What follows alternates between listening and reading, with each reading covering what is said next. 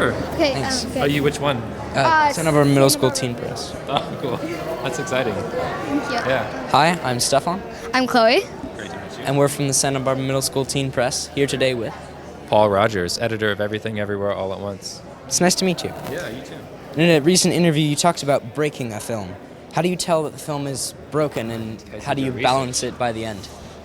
It's pretty obvious when a film is broken because it's really bad and it's really hard to watch. So I think there's a point where you kind of, for us on this film, we would push it where we would put every joke in.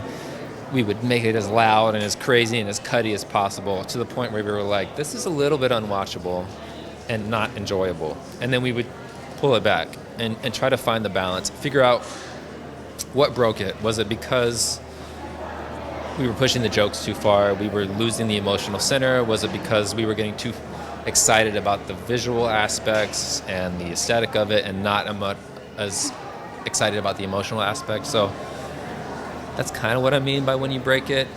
You've seen films that are broken. I'm sure you've seen a film where you're like, this movie's garbage. If only they had toned it down a little bit. So yeah. Thank you. What was the most interesting scene to edit in the film? The most interesting scene to edit. I will say that some of the most interesting scenes to edit didn't make it into the movie.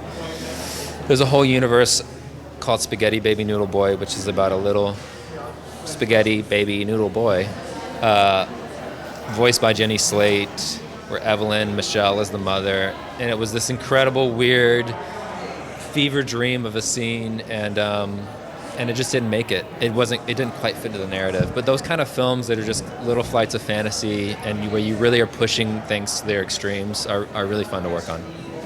Thank you for your time. Yeah, thank you so much. Yeah, thanks.